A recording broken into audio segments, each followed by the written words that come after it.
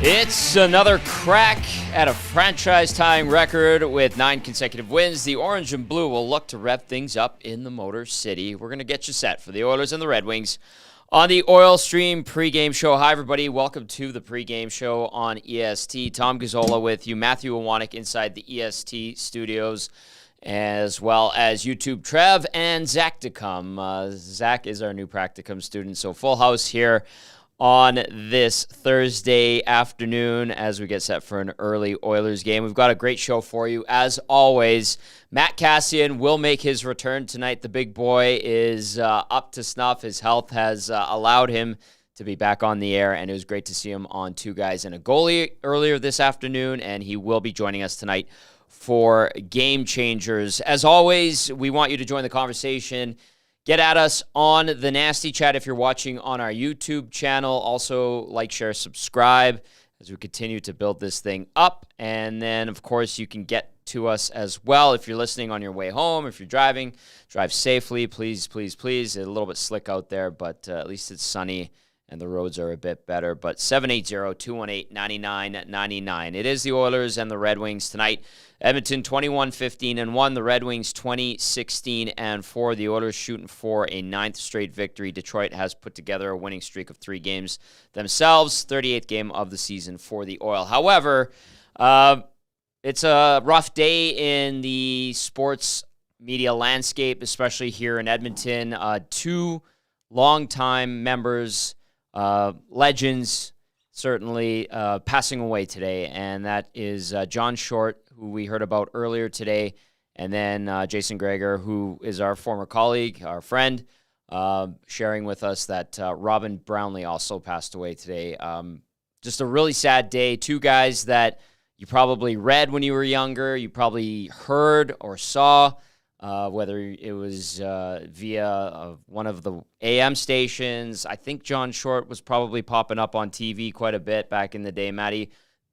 And Brownlee we knew for a long time. We dealt with Robin Brownlee. We worked with Robin Brownlee. We were inside the locker room with Robin Brownlee. So we think that we should give them some love today and appreciation, and that's what we're going to do for the first bit of this show. Dave Jameson will also be joining us to share some thoughts and some memories of 2 pillars in the Edmonton sports media community. And Matty, I'll go to you with some thoughts on this, because without these 2 guys, I don't think a lot of us in the business right now, especially in this market, would be doing what we get to do. Yeah, no, it's an awful day. It's a very rough day. Thoughts and prayers to both families of John Short and Robin Brownlee. And when it comes to John Short, him, Wes Montgomery, and Brian Hall were the pioneers. They paved the road for any sports talk radio here in the city. Mm-hmm. It was those 3 individuals, and John Short, a pioneer for that. And there is no Edmonton sports talk if John Short doesn't do what he did many, many years ago. Right. For me, growing up, it's bedtime. John Short, though, had a late show at 9 o'clock, I think it was, on, at the time, Team 1260, and I would sneak the radio on to listen to John Short. He was you just had to listen to John Short. You had to hear his take on anything that was going on in the city of Edmonton. He's the one that broke the news to me and broke my heart when he's the first to say that the Edmonton Eskimos at the time sold the Edmonton Trappers, and I was just absolutely devastated by that. But you went to John Short for all the information, and he was angry about that one too. So, John Short was somebody that we can't be doing what we're doing today. We couldn't be doing what we're doing with Edmonton Sports Talk. We couldn't do what we were doing back at 1260 if it wasn't for John Short. And when it comes to Robin Brownlee, completely shocking there. And we worked with him. All around at 1260, he was there with us. And it was always great when Robin was coming in those days, because he'd have his car and he'd park it, in our parking lot away from everyone else. And he'd back in always, because he always had some sort of just a beautiful car. He's a car guy, right? And, a passionate guy, a guy that you wanted to read, a guy that you cared about what he had to write about when it came to the Edmonton Oilers. But also credit to Robin Brownlee, because this isn't the case always.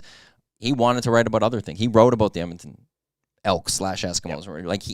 He wrote about those things, and he cared about those things. He's still, obviously mostly writing with Oilers Nation on the Oilers, but he was a guy that through the Canadian press was writing about the CFL and the Elks, but would tweet about the team and stuff. And that in itself was just like, that just showed how much he cared about the city and the sports in this city. And you go into John Short too, and Robin Brownlee, just big for sports in this city beyond the Oilers. We get focused so much, and I'm saying this on an Oiler pregame show, but we get so focused nowadays strictly on the one team in town, and that means we aren't going to be focusing on so many other things. And I'm not even talking about Elks in this. I'm just talking about just amateur sports, junior sports, everything else that happens in our city.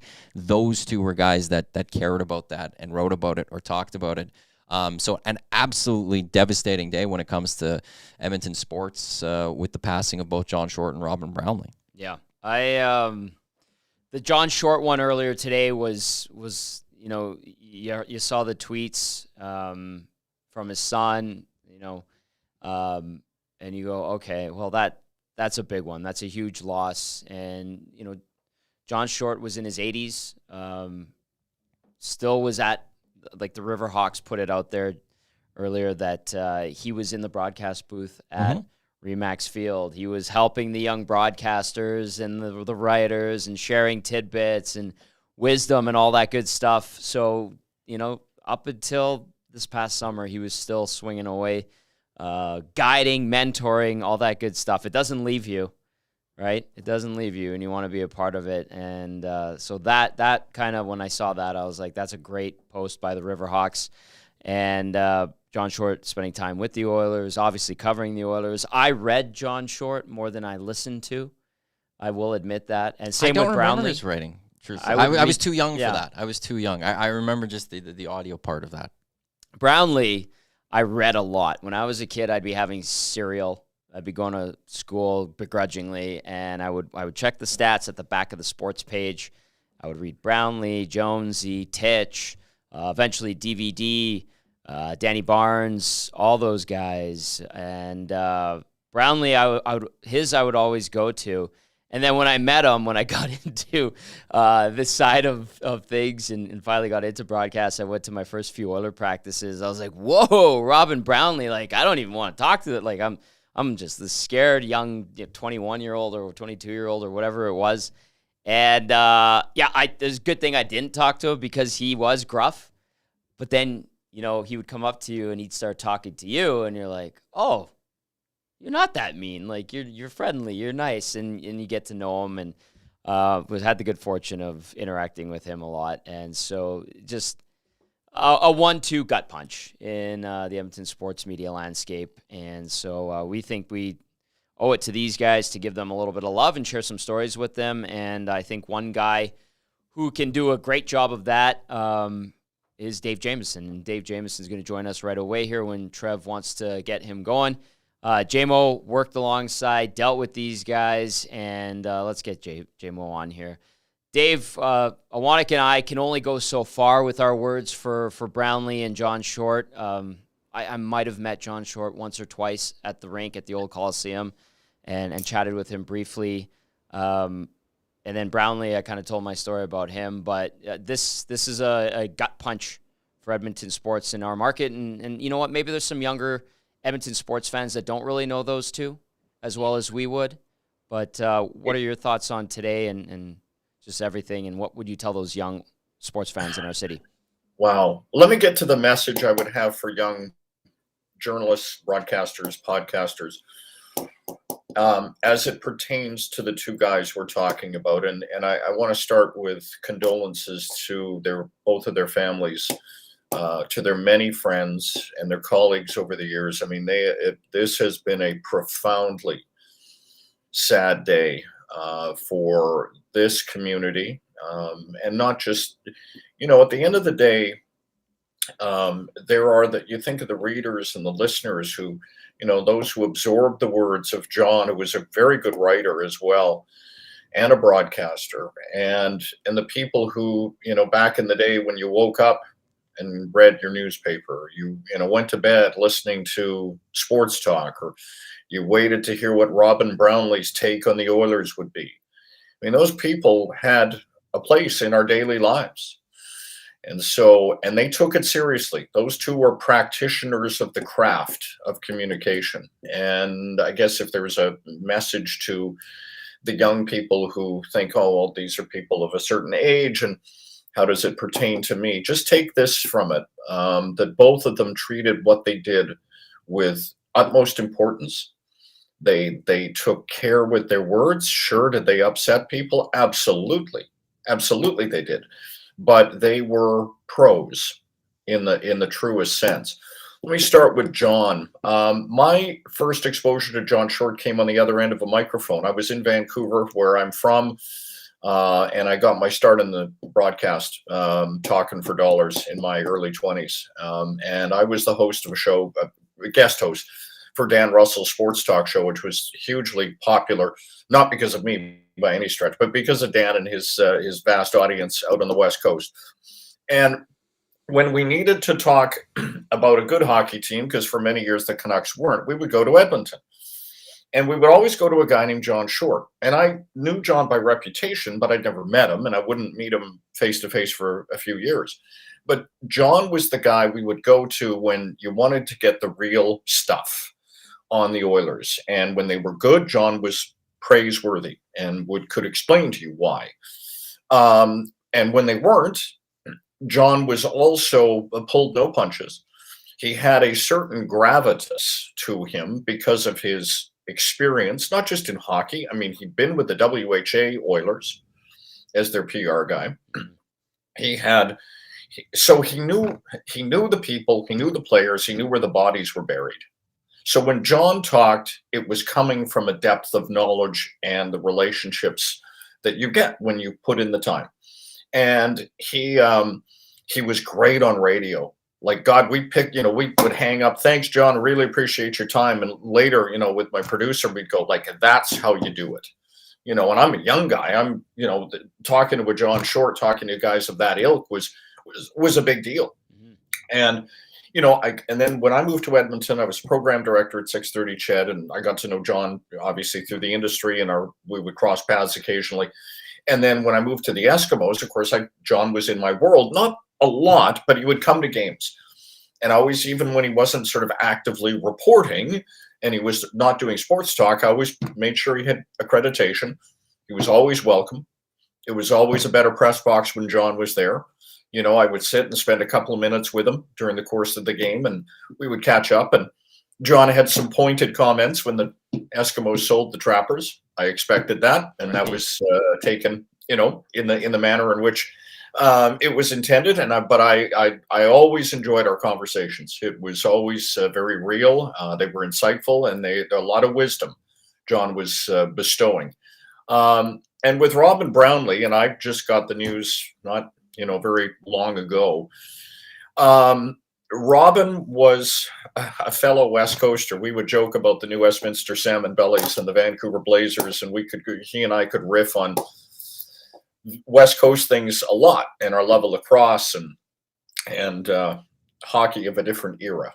He and I had similar sort of touch points for things that went down at Queen's Park Arena over the years, and the Kamloops Blazers, whom he covered, and you guys may have talked. He had a great relationship with Hitch and all of that stuff. Anyhow, Brownlee, Robin, and I got along. I really got along very well with him, and I will say this: he covered the Oilers, and that's where he probably would be, for most people, sort of best known. But Robin would, when the Oilers season was over, would often come out and cover the Eskimos, and Robin treated us, and I told him this. I'm glad I was able to say it to him when we were working around each other a lot. Was I always appreciated how much care and respect he gave our players. And what I mean by that is sometimes when you cover the NHL, you feel like you're slumming it when the assignment desk says, "Hey, can you run over to Commonwealth Stadium and talk to Singor Mobley and do a piece on him?" And, I want to say this, people, when they come, they were professional, they did their job, but Robin would show up well prepared. He'd clearly followed the team, knew the stories, knew the players, and cared. And that is when you're the PR, Tom, you have lived in this world. you slide into scrums and you hear what's going on, or you slide up to a one-on-one interview. And I did that often with Robin because the questions were excellent. And he just had such a great bedside manner in those. Yeah, could he be tough? Sure. I mean, God, he asked pointed questions, but that's what he was paid to do. But I was always impressed by how well he wrote football, how well he wrote sports. I mean, he just, it's a strange world to go and talk to people after they've either had great success or great disappointment. Mm-hmm. It's not an easy thing to do. And he did it with great skill and wrote very well. And I'm proud to say that after my illness, and Robin would reach out to me when I was sick with cancer, and just quick notes checking in. And he would send me, and he loved music. God, he loved Kiss. God, he loved Kiss. Did he ever? He really did. And all sorts of music. And so he would shoot notes when we were on the air at TSN, and he would shoot notes and, hey, I like that musical return, or hey, that, he was really fun that way. But Robin just, when I did a podcast with Robin and Bryn Griffiths, and I went down in studio, and I had not gone out in public really. And went down, and it was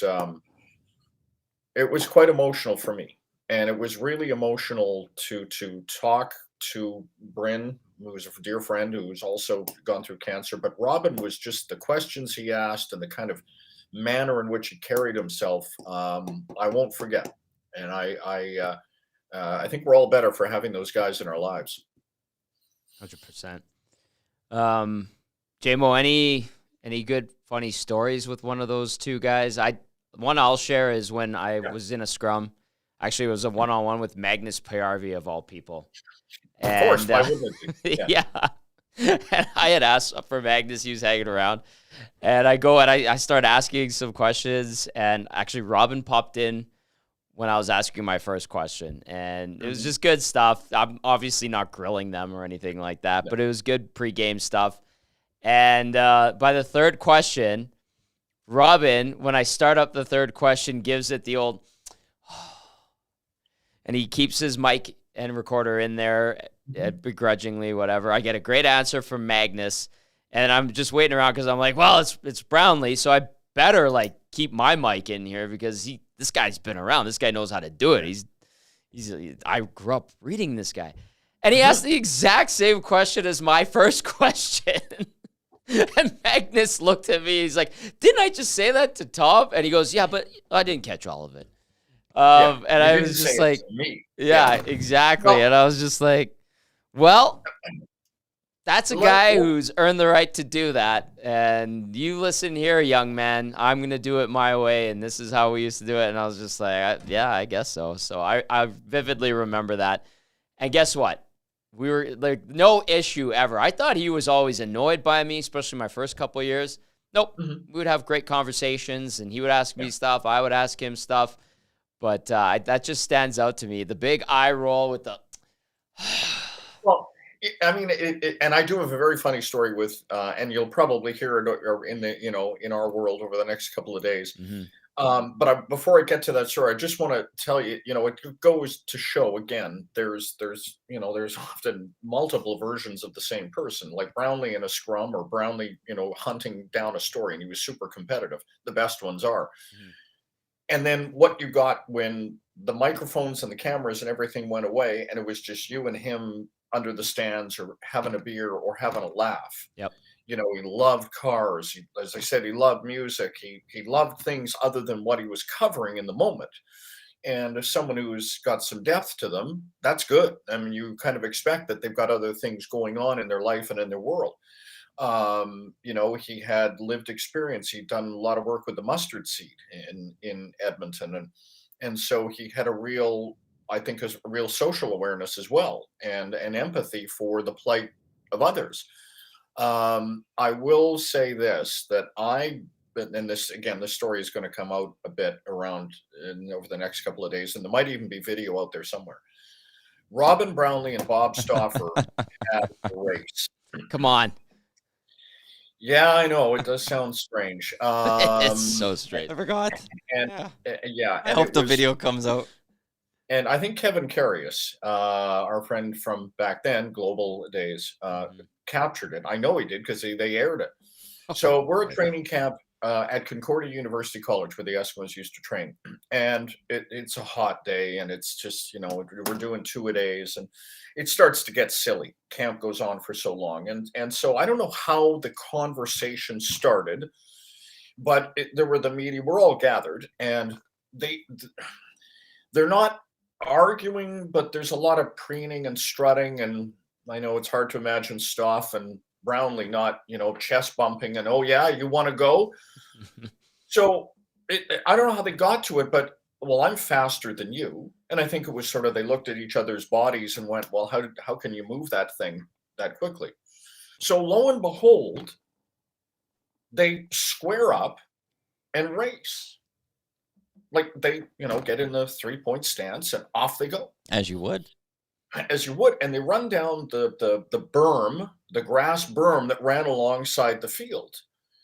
And I remember that we're all watching, sort of slack-jawed, like, oh God, and our trainers, and we didn't have a huge staff back then. Like I think before they went out, I said, guys, whatever's going to happen, you blow an Achilles, you tear a groin, you rip a hamstring, I can't guarantee you're going to get swift medical attention, because we got a football team over here that's also trying to do their work. And if you guys go down, we'll do our best.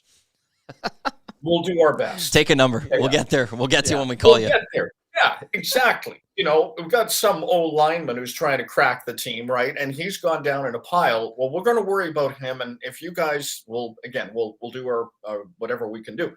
So they run, and God, I think I've got this right. I think Stauffer won, but did it by a nose at the tape, and it ended with one or both of them rolling. Like they crossed the line, Oh, and instead of doing the Carl Lewis breaking the tape and the arms go in the air, they just both collapsed, and it was not a great day for sport. I want to Put it see to that tape. Yeah, it's somewhere. Somebody's got it, and I think when it aired on the Global, it was set to Chariots of Fire music. Yeah, yeah, oh yeah, no, Curious it would was do that to them. Yeah, I can't remember. It must have been Tom Higgins as the coach, but there was a lot of weird stuff. That might have been the same training camp when Northlands asked if Ed Hervey would race one of its horses. So there was a lot of. I mean, hey, we had a lot of fun back then. Yeah. Maddie, you got anything for J-Bo? No, it's still just like it's just one of those things where it's just completely shocking and like, but to even John, like we were saying it before, like we can't do Edmonton Sports Talk if John's doesn't do what he did. Oh. Like what happened in Edmonton sports radio. Brian Hall, John Shore, and Wes Montgomery are the three that walked so that we can run. And we wouldn't have had our show together, you and I, back at 1260, if it doesn't come back to what John did for so many years here in this city. I think I tweeted this earlier. I'm paraphrasing my own words. That if you cracked a mic in this country, not just this community, and you talk sports, at some point the through line back to the very beginning includes John Short.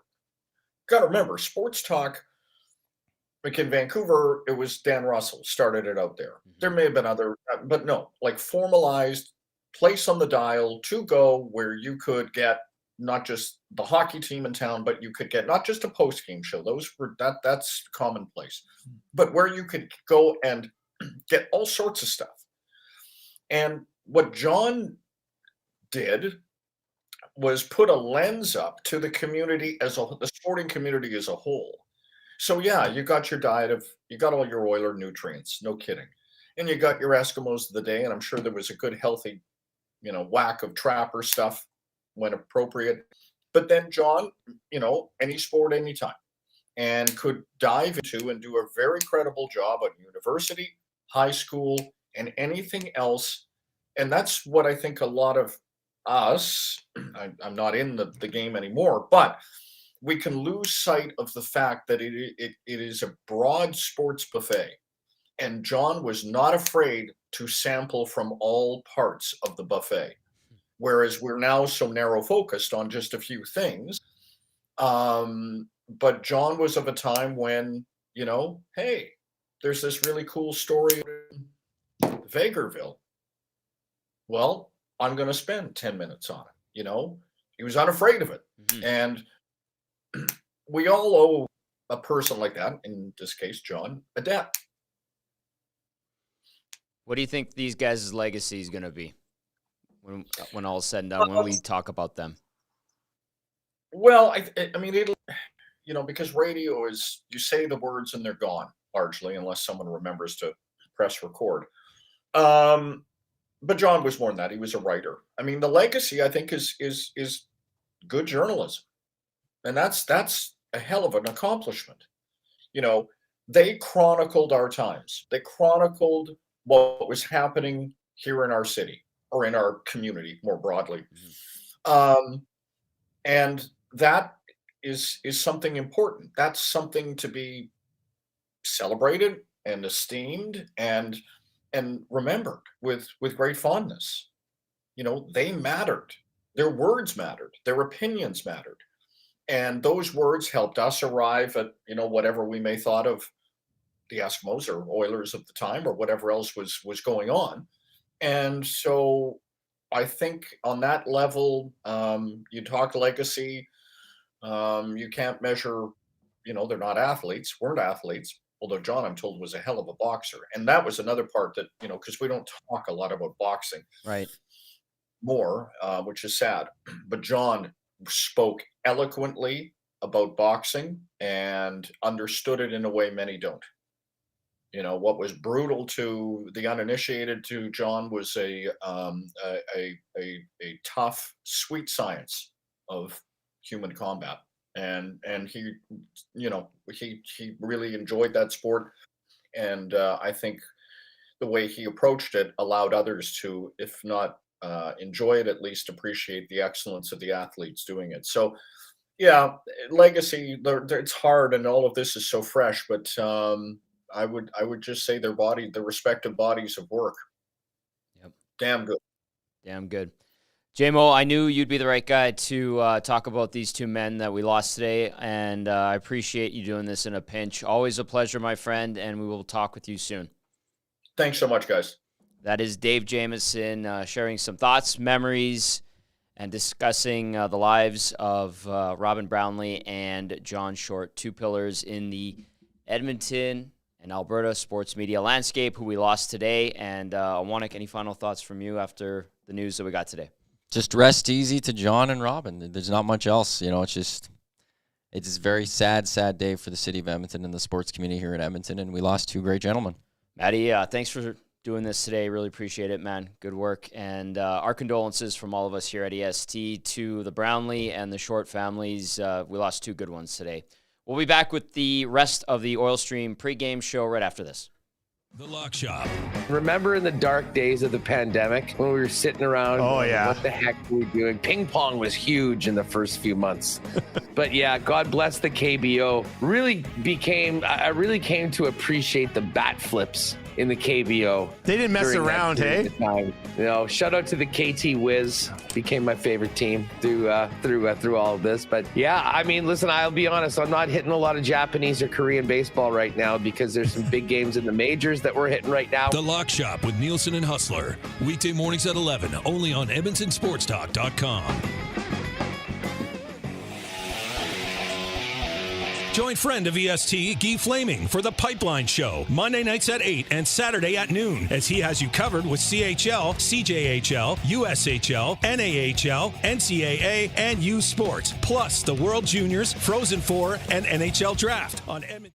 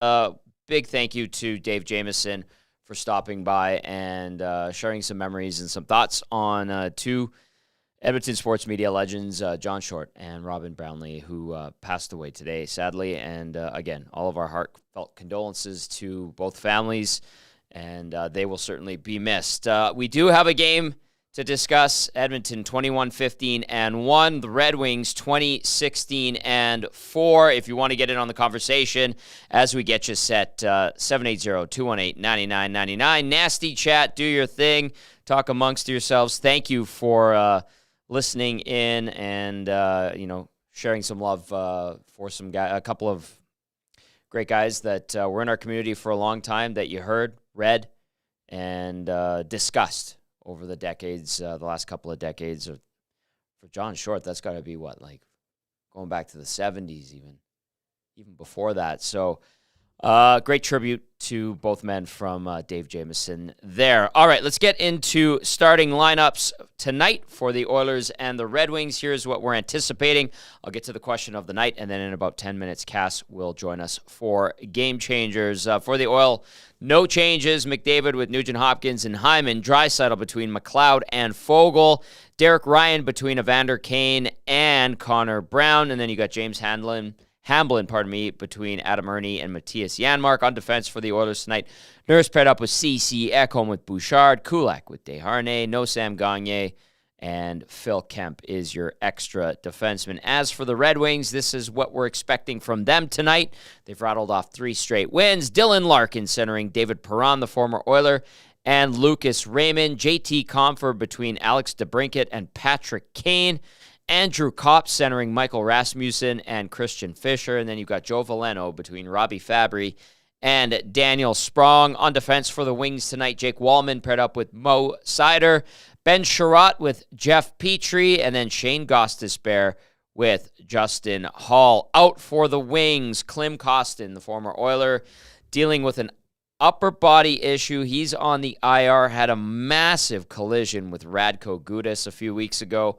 And Kostin clearly rattled and shaken up. Couldn't even get back to the bench without some help. And he's a tough guy, a big body guy, obviously. Gudas, a tank of a human being. And it was 2 freight trains colliding at almost full steam around the Ducks blue line as Kostin was carrying the puck in. So hopefully he gets healed up. Great player, and we certainly saw him do some great things for the Oilers last year. He is banged up and will not play tonight. As well, Ville Husso, IR lower body, and looks like Oli Mata will be the odd man out on the back end.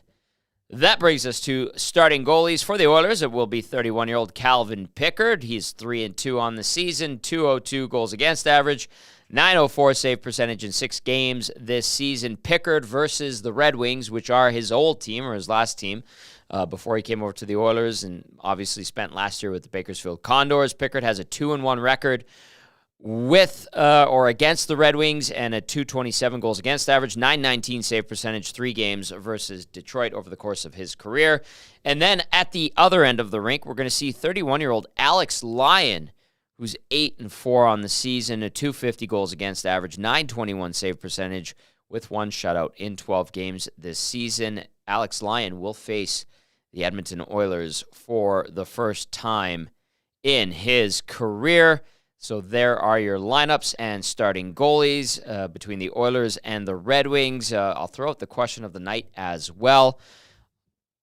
Joaquin Gage talked about it a little bit, filling in for Cass the other night when the Oilers beat the Blackhawks 2-1. He said he was worried about some of the bad habits creeping into the Oilers game. He pointed out Darnell Nurse tracking back, sliding on the Jason Dickinson goal, a few other things that he saw in the third period. He was talking about late in the game when the Oilers were trying to get the empty netter with 2 minutes left, and the Hawks had the net empty.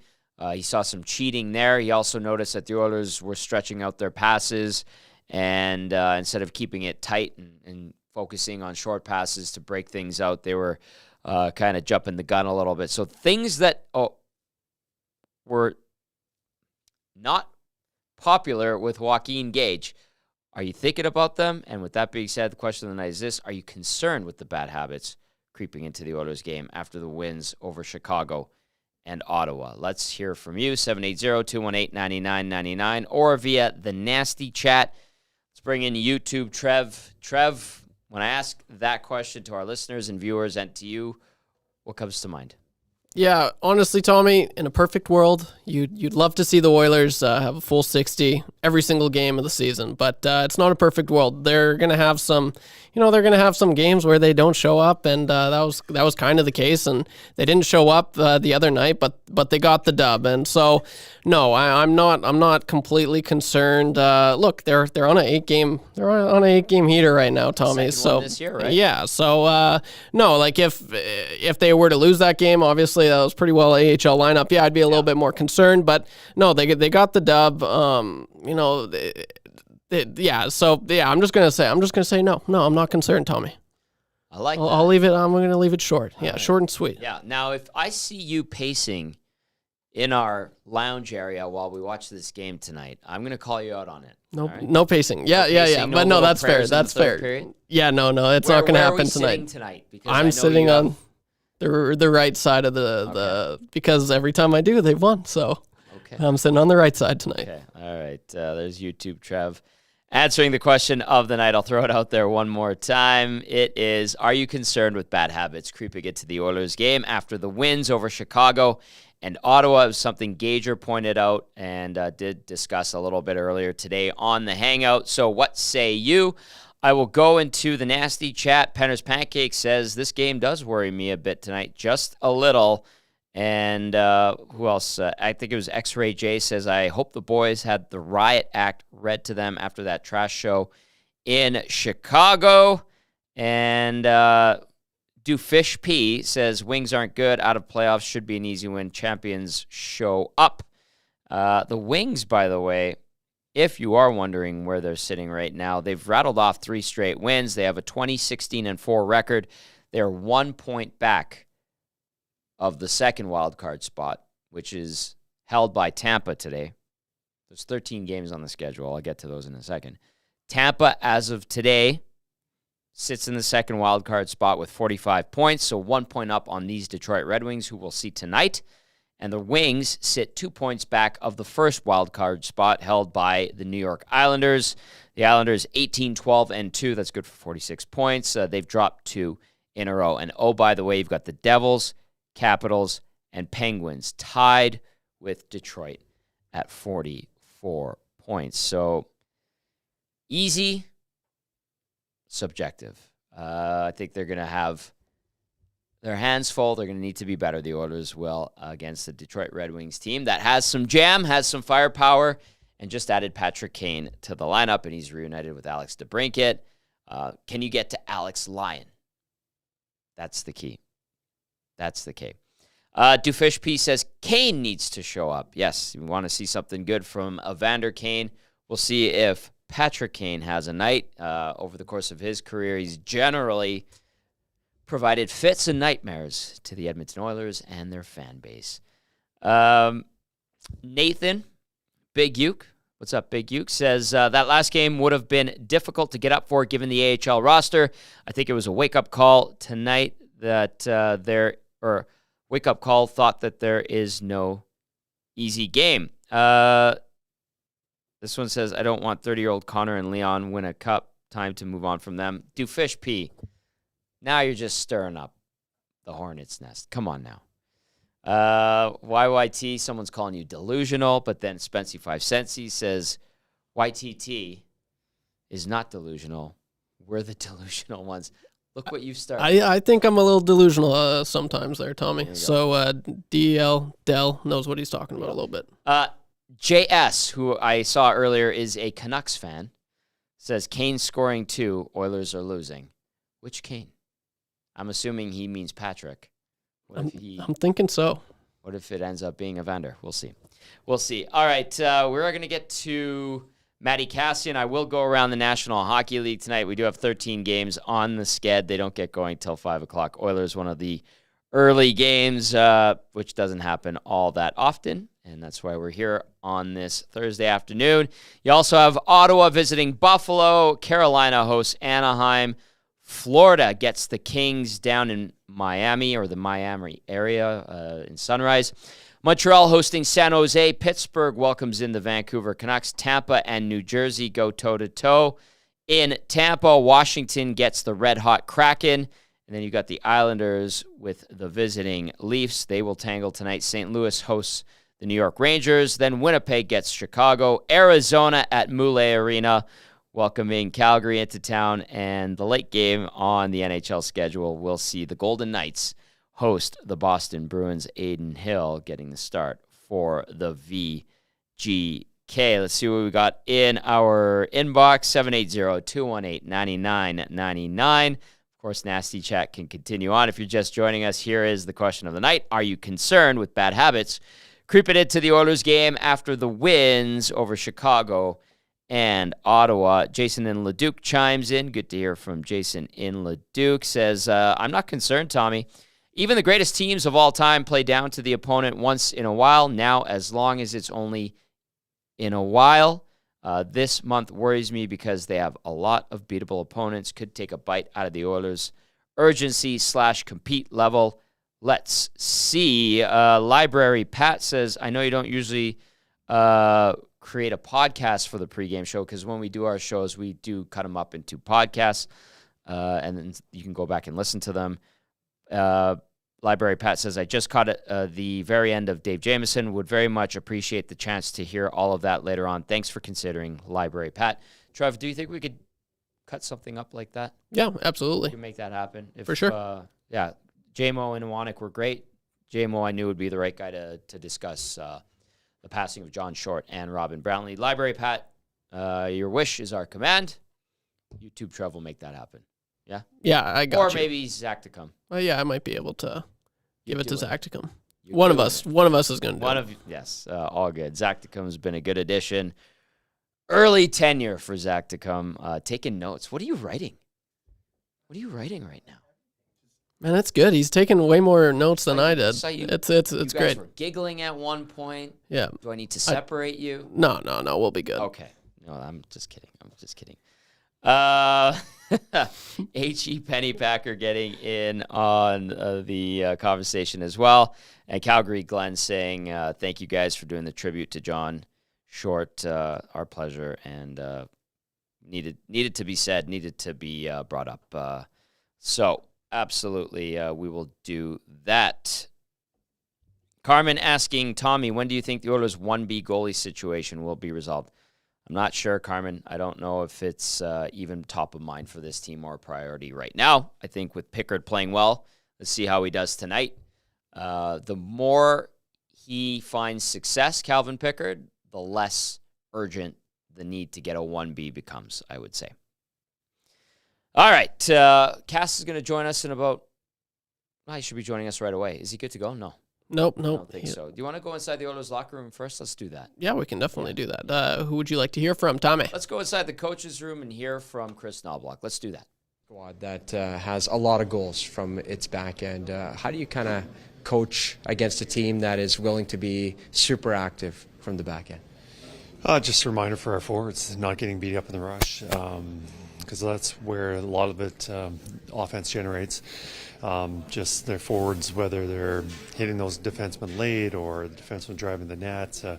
Ultimately, if you just beat them off the rush or beat them off the out of the defensive zone or their defensive zone, have a quick reload.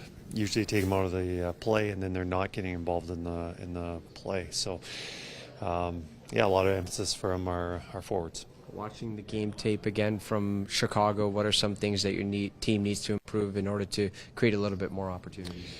Play faster, more direct, simpler. I think we were just playing on the perimeter, slowing it down, looking for the perfect play, and ultimately it just slows your game down. So we want to play a little bit faster, and definitely need to against this team with the way they've got skill and speed. So we're going to have to be much sharper tonight. Chris, you coached Alex DeBrincat in Erie. When he first showed up there, did you think that he was going to be a guy that would be a 3-time 50-goal scorer junior and a 2-time 40-goal scorer in the NHL? Not at all. He was about 140 pounds, 5'6", and undrafted player, but after getting to know him after a couple weeks, you could realize that he was going to be a player. And at the time, we had such a big turnover. We had our first good season in Erie, had a big changeover. We had obviously McDavid. Weren't sure who was going to play with McDavid, and timing couldn't have been better for Alex, and he came in there and certainly showed that he was worthy of it, and outstanding goal scoring ability. He has skill, but is there a part of his game, maybe physical, despite the fact that he's a diminutive guy, that's underrated in terms of his ability? Oh, he's feisty. He's got a lot of compete in him. I've seen him in the OHL have some fights and sticking up for teammates, and probably one of the biggest things that probably doesn't get noticed is how strong he is on the puck and being able to strip players, whether that's with his quickness or just with a strong stick. There's a lot of skills that he has that he's not just a goal scorer. Was the hockey IQ obvious then? I mean, obviously a guy who could play with McDavid, Kane, he can think the game well. Like, can you describe that? Was it like that back then?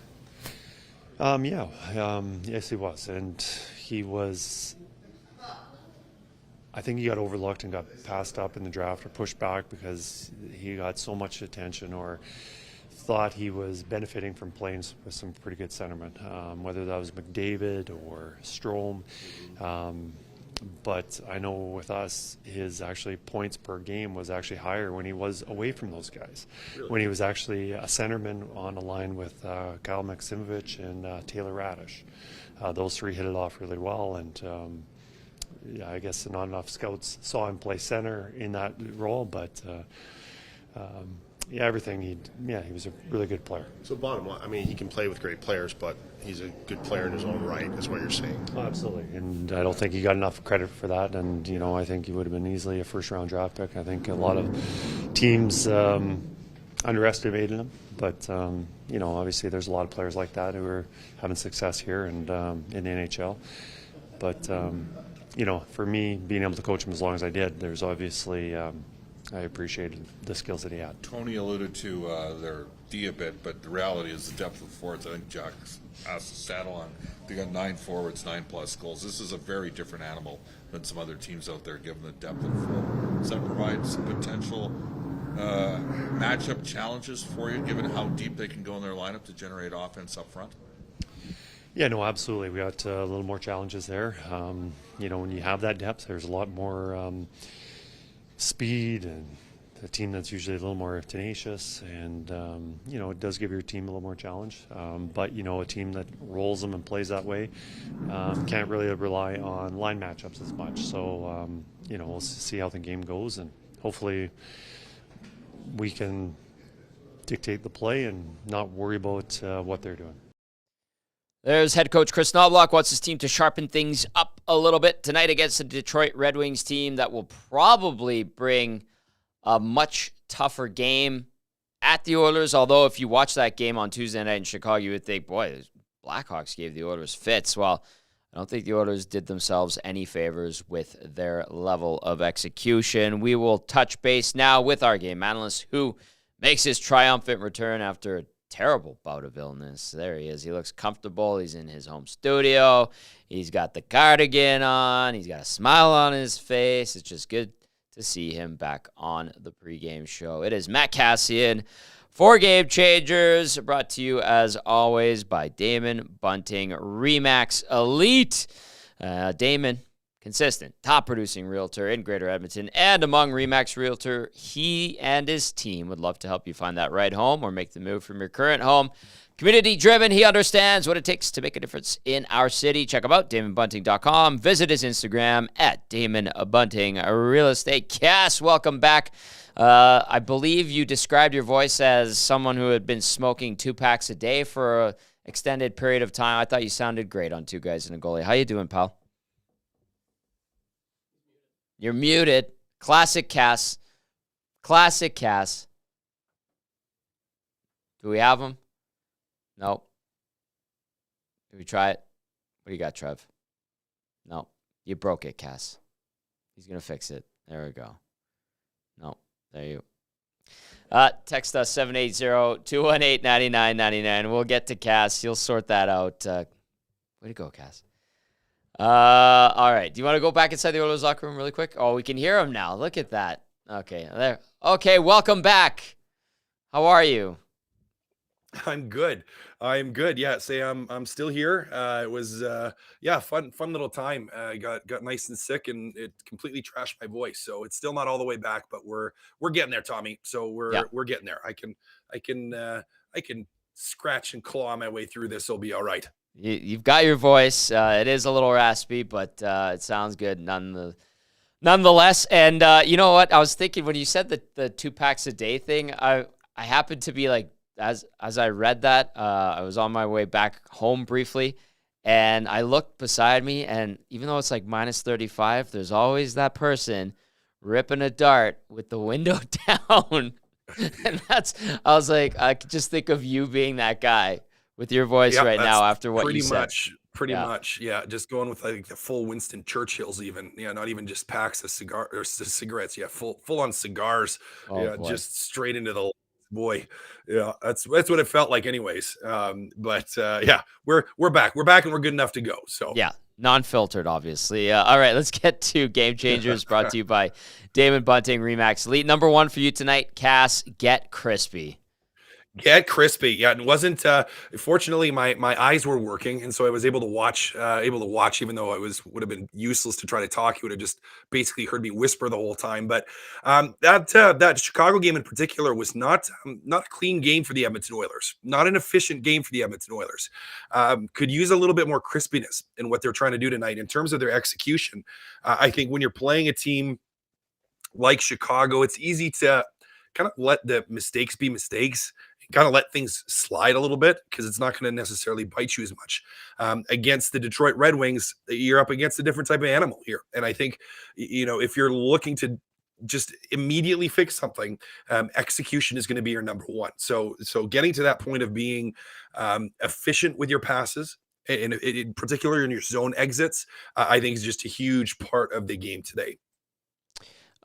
Cass, yeah, like that Chicago game, Gager, we're texting a little bit and we're talking about it. Like, he was really put off by the cheating that the Oilers were doing in their zone. And I didn't really think of it. I just thought, it's going to be an easy night. Like, I know Chicago, they're going to work their butts off to try to not be embarrassed by a team that had won 7 in a row. But like the stretches, the distance between the D-men and the wingers streak, like, I get the frustration, especially from a goalie's point of view, when the puck's coming back and you had Stuart Skinner, as Gager put it the other night, that was his 2nd steal of the year. And I'll back Gager up on that one. Yeah, no, he absolutely stole that one. And maybe some guys are thinking it's going to be point night, right? Like, we're going to go get 10 goals tonight. We can generate all kinds of offense. And so they take that extra step, cheating the offensive side. And it makes for poor execution because you're all of a sudden people aren't where they're supposed to be. They're not in position, and the passes are a little bit longer, or they're a little bit off because you're not where you want to be, and it slows the whole team down. It slows your whole game down, and then all of a sudden you allow a team just to kind of linger and hang around. It really has no business being in the rink with you. And the Oilers eke out the 2-1 win. And kudos to the guys that did play for the Hawks the other night. They played their butts off and were able to keep it close. All right, number 1 was get crispy. Number 2, Detroit depth. Yeah, they got a lot of depth on this team, a surprising amount of depth, I would say. For a young team, it has actually scored a lot of goals on the season, and it's not like they have any one player that is overly dominant. Larkin's having a really good season, DeBrincat having a really good season, but it's not like this is like, we're not staring down a McDavid and Draisaitl situation here, but a group that really has got it done by committee. Up and down the lineup. Now, that's your 3rd and 4th lines as well for Detroit, have really found a way to regularly contribute offensively. Now, another big part of that, has been their defensive depth. And they have some, Gazzola is having a little bit of a career resurgence here this year where he's having a great year. Moritz Seider is in my opinion, one of the best young defensemen in the league right now, who's an absolute stud back there. He's just continuing to grow.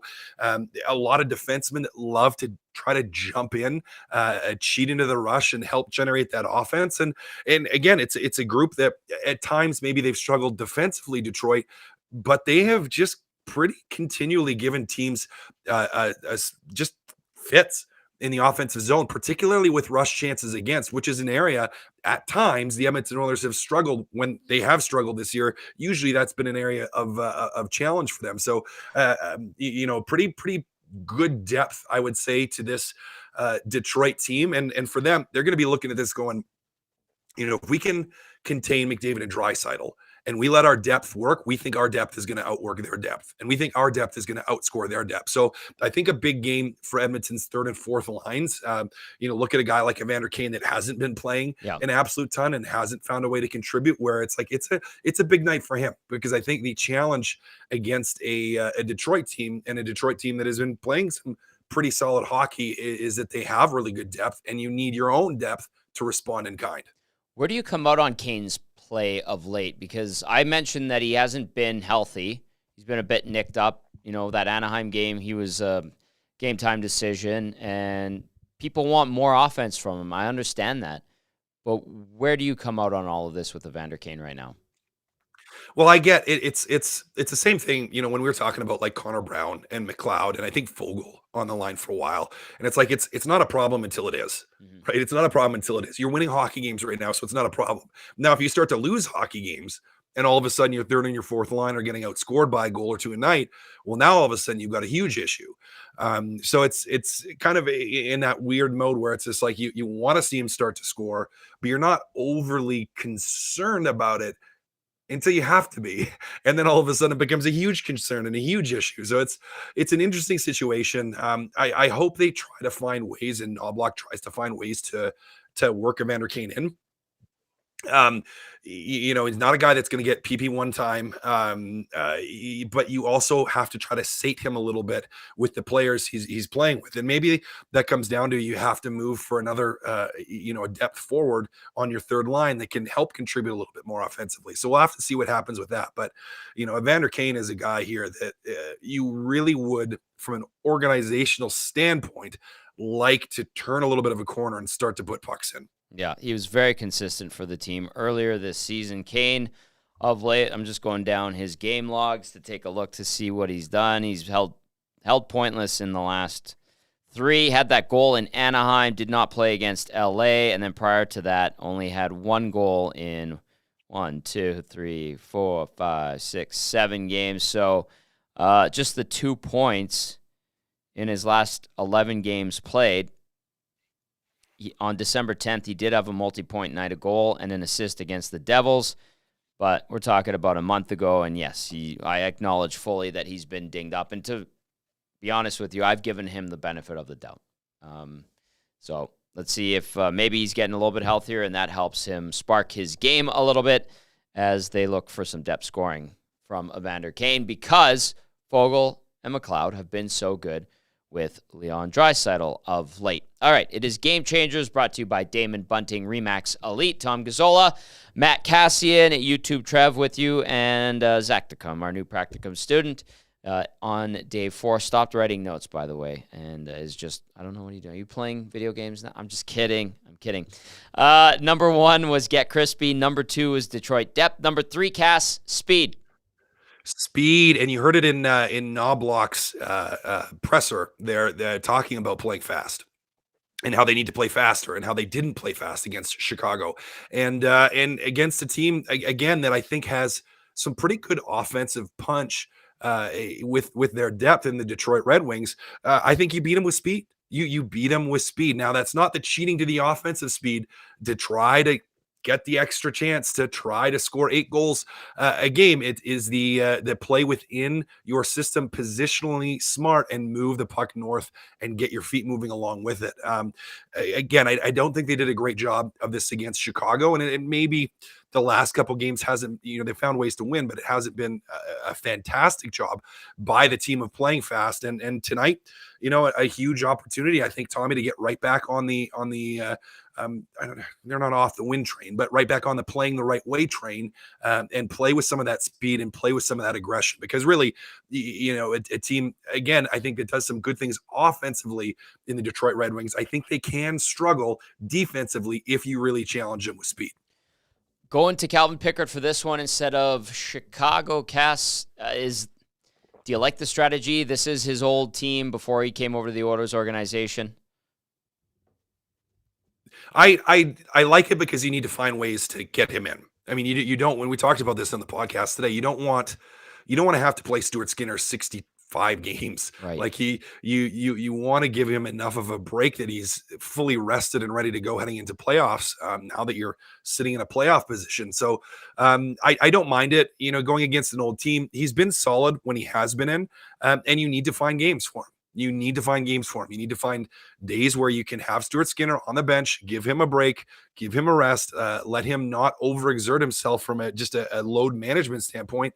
So I'm fine with it. And looking at the schedule, you could pick a couple of days, and then maybe he could have went against Chicago. Clearly, it ended up being the right choice. Yep. that Stuart Skinner did, because he played a fantastic game and stole them that one. But I'm fine with it. You need to find spots to work your backup in, and this is a decent opportunity for it. Cass, I don't want to keep you too long. I want you to rest up your voice for the post-game show. But a lot of viewers saying, oh, my goodness, Cass, looks like he's lost a little bit of weight. They're hoping you're okay. They're glad to see you.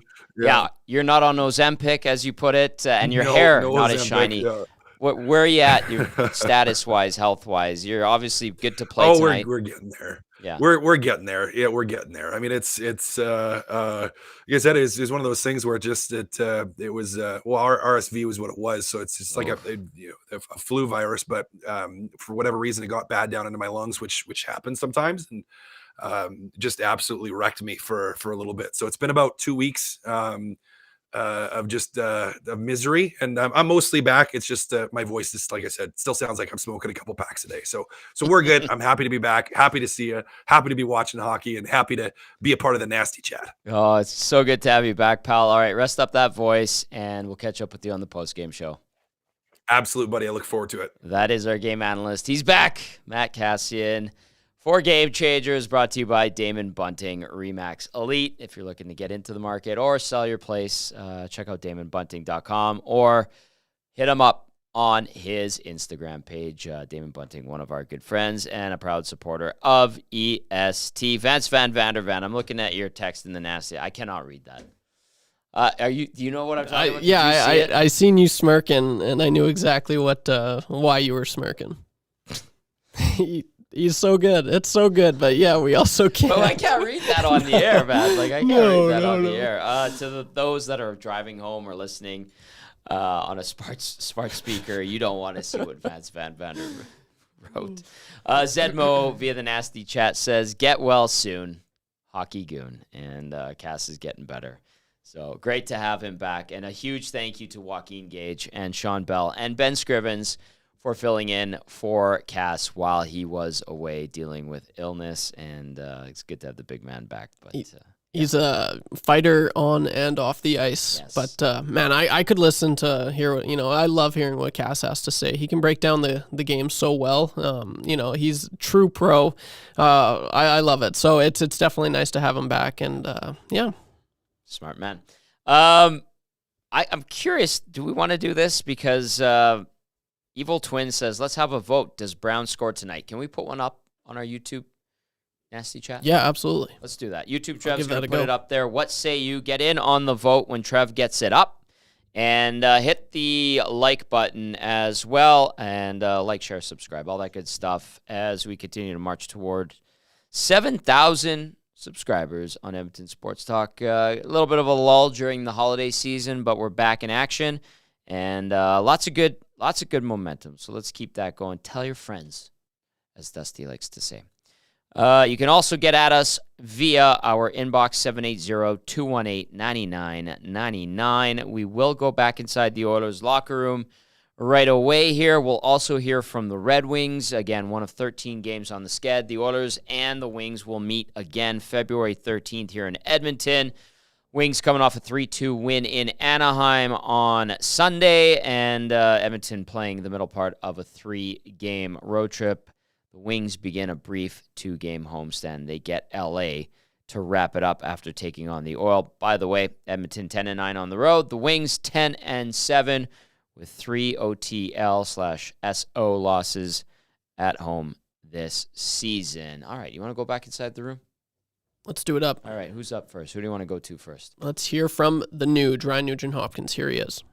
Second 8-game win streak of this season. How do you kind of describe the turnaround, especially from the contrast of the start of the year? Yeah, I mean, obviously, you got to put those streaks together when you have a start like we did, and I think we've just been building our game throughout the year, and we're a little more confident group right now, and you have a few games where it goes your way, and you're able to capitalize. You build confidence there, and then we've been in situations like this group in past years where you just you got to stick with it. It's an 82-game season for a reason. So I think, like I've said, we've found our confidence a little bit, but obviously we're not satisfied where we are. We want to keep getting better and better, and I think Stu played an amazing game against Chicago to really get us the win the other night. I thought we played pretty solid, but obviously not our best game. So tonight we want to have a better game and try to help, I think, Picks out a little more. Ryan, it's the same roster construction, same group of guys, same skill set. What's the biggest fundamental change? Well, I mean, I think we're just our ability to stay in games a lot longer is a lot better. I think early in the season we were having good games, and then there would just be a breakdown here and there, and nobody covering for each other, and teams are just capitalizing and putting us away, and it's frustrating when that happens, but the way we've been able to just kind of rebound from that and be a confident team, be a mature team, and it takes maturity and to be able to stick in games when you're down 1 or 2 and have that confidence, especially after the start we had. So, yeah, I mean, we keep building here, but want to keep improving our game. I know Calvin is to your left, but I don't think he's in hearing distance, so you don't have to say all nice things. But how do you describe Calvin Pickard as a teammate? I mean, just an amazing teammate, great guy to have in the room. Obviously, great goalie too. Tough guy to score on day to day, but no, we have fun together, and yeah, I mean, amazing teammate. Obviously, want to have a big one for him. Ryan, of course, you're playing left wing on the top line. This is one of the most active defense corps in the National Hockey League you're going up against. I think Detroit ranks 3rd amongst goals amongst defensemen. How much more cognizant do you have to be with the team that's willing to activate from there? Yeah, you definitely have to know who you're out against. They got some guys who will try to move the puck, jump by you, and expose you that way. So you got to make sure you're taking body, and off of a forecheck, you got to get back quick. Make sure we have 3, 4, 5 guys come back into the zone, or else they'll be able to find those plays. They're a skilled team, and they got a lot of skill up front, but they also have skill on the back end. So, yeah, I think it makes a difference when you know who you're out against, and making sure that you're aware of that. There's Ryan Nugent-Hopkins giving some love to Calvin Pickard, who gets the start tonight for the Oilers, facing off against his old team in Detroit. Played 3 seasons or parts of 3 seasons with the Red Wings, and Pickard versus the Red Wings has a 2-1 record, 227 goals against average, 919 save percentage in those 3 appearances versus Detroit. Obviously, Pickard's been around with a couple organizations as well. At the other end of the rink, it will be 31-year-old Alex Lyon for the Red Wings, 8-4 record, 250 goals against average, 921 save percentage, 1 shutout in 12 games this season. Lyon has never faced the Edmonton Oilers. It will be his first crack at the Oil. Brandon in Halifax chiming in says it's nice to have an early start. Brandon originally from St. Albert, but he's living in Halifax, and he says he appreciates the Eastern game, throws in a Go Oil. That's the nice thing about this EST. We can be seen and heard. No geo restrictions. It's kind of nice.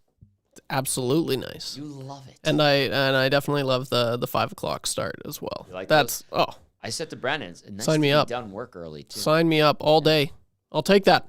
Yeah, you're crazy. You got the energy of a gazelle. And I had 2 coffees coming in here right now. You were So up yeah. at what, 4 this morning? You did Yes, the morning sir. show. Good job. Got a workout in. Yeah, I did. You're hustling. Thank you, bro. You get a polite golf clap from Zach to come there. Let's go. Look at this. Look at this. Look at that. Look at this. All right, who are we going to hear from next? Let's hear from the Oilers netminder tonight, Calvin Pickard. Second 8-game winning streak. How do you kind of describe the turnaround and what's really firing for you guys right now?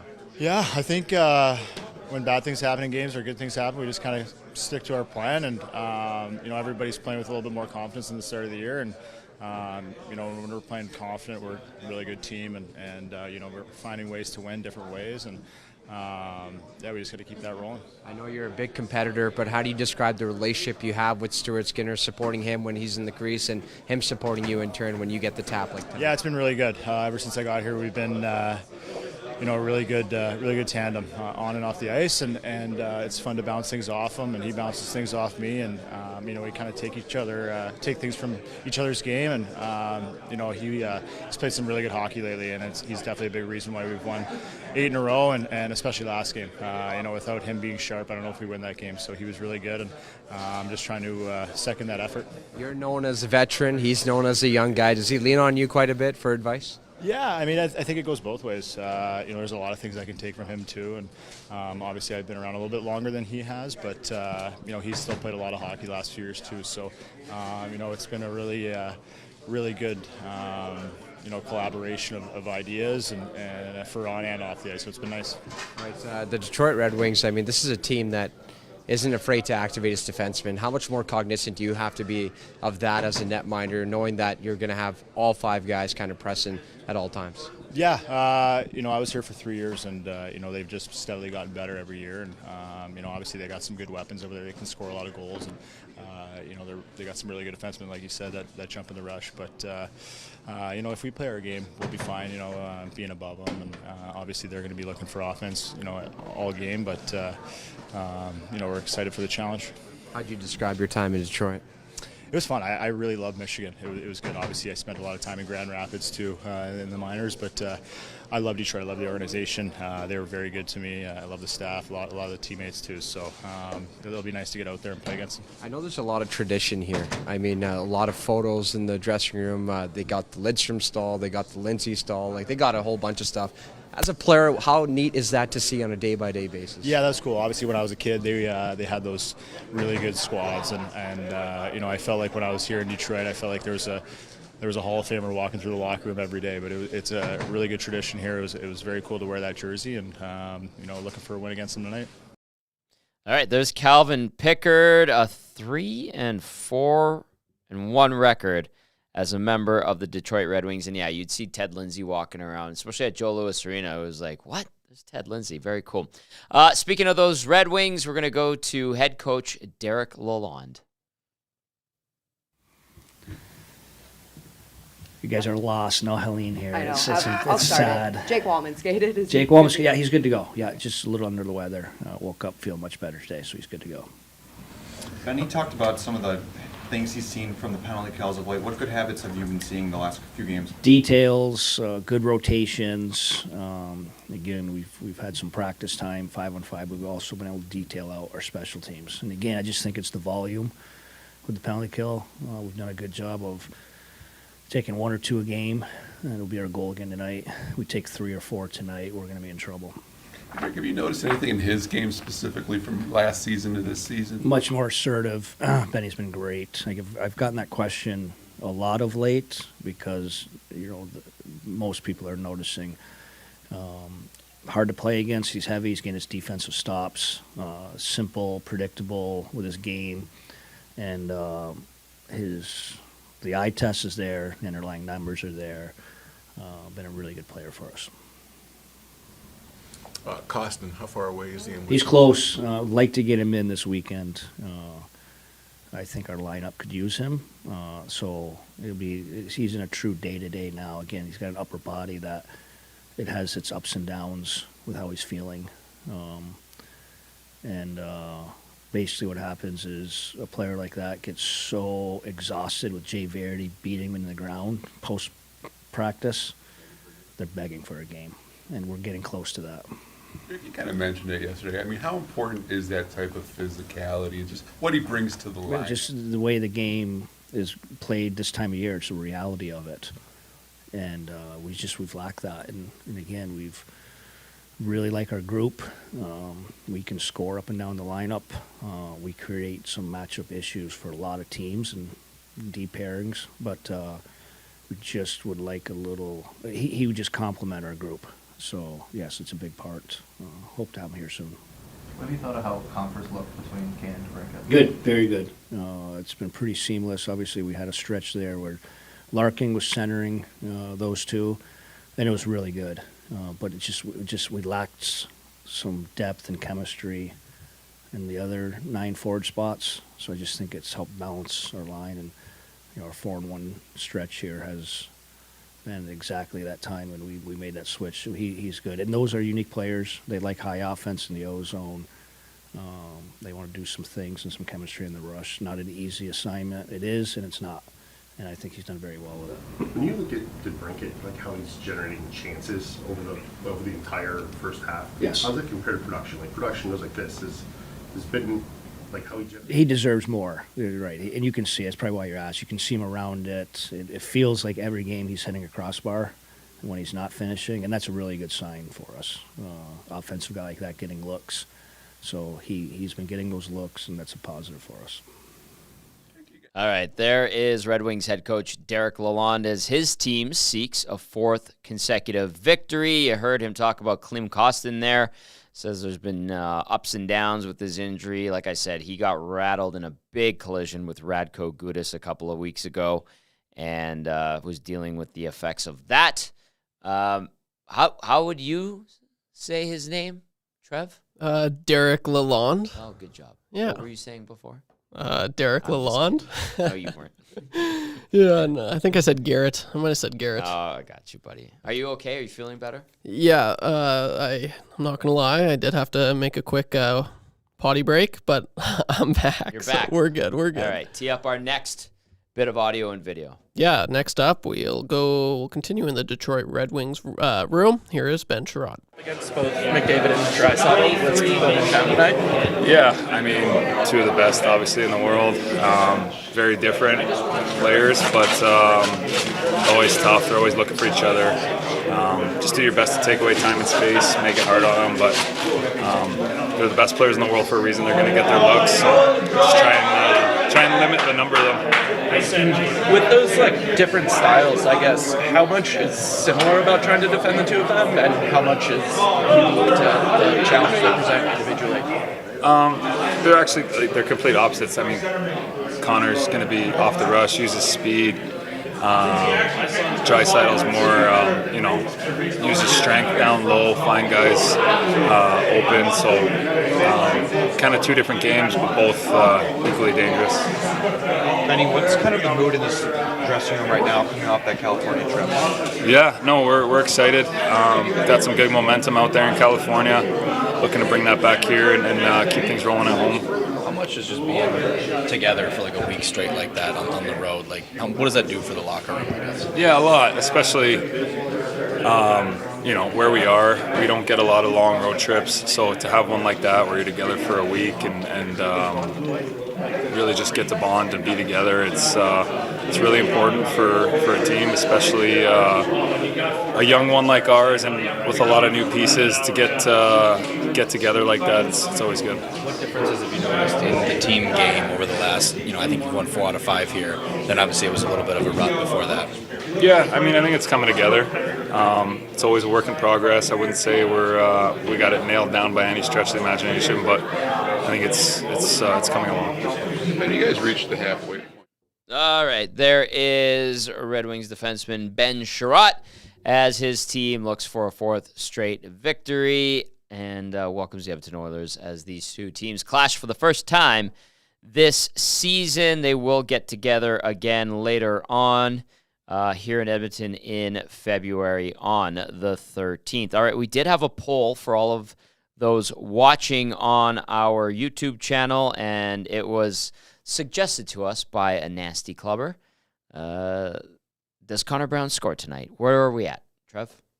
So, yeah, does Connor Brown score tonight? We've got 60 votes, and 34% of you say yes, and 66% of you say no. So, it's, the people have spoken, Tommy. It looks like no. And it looks like he's not scoring. Well, I hope he proves everybody wrong, but you never know. It has not been going well for Connor Brown this season. I'm looking at the nasty chat. Anything in there? No, you guys are talking to each other. That's good. I appreciate that. And then via the inbox, pretty quiet. I got one from Ab0 who says, hoping the Oil keep the antifreeze anti-freezing, the Spark Clubs keep sparking, and the Pistons keep, and then lets it die off there. Thank you, Ab0, for that one. 780-218-9999 if you want to sneak one in, or via the nasty chat. The question of the night, throw it out there one last time if anybody wants to answer it. Are you concerned with the bad habits creeping into the Oilers game after the wins over Chicago and Ottawa? I am not. I think they're going to wake up. I think they understand that they need to be better and sharper, and that they cannot take risks and chances and cut corners the way they did, especially the way they did it on Tuesday and a little bit against the Sens. I think the Sens put up a good fight to close out that homestand over the weekend. So I think they're going to be okay. They're going to be okay. All right. Any final thoughts, Trev? You're okay? Everything's all right with you? Yeah, I mean, they just gotta start a lot better tonight, Tommy. Play way better. Clean passes, in and out of their zone. I'm just looking at it like the Red Wings do have a deep lineup. Like, Cass is right. David Perron, he's like a Swiss Army knife. We talked about it. Man, it doesn't matter what team he's on. He's so versatile. He chips in. Yeah, like he is. I love him a lot. Dylan Larkin, he's having, he started this season with a career year. He's since simmered down, as well as Alex DeBrincat. But I mean, GT Comfort, like you just look, like they are deep. And then Lucas Raymond, he's having a little bit of a bounce back year as well this year after his sophomore slump last year. So there's a lot to like about this. I really do think Mo Seider is going to be potentially a future Norris Trophy winner. I do think he's that good. Like yeah. So there is a lot to like about the Red Wings. If you are a Red Wings fan, giddy up. Like this team's going to be pretty insane. I'd say like in 2 years. They're not quite there yet, but I still think it's going to be a competitive matchup. And the boys in blue better be ready.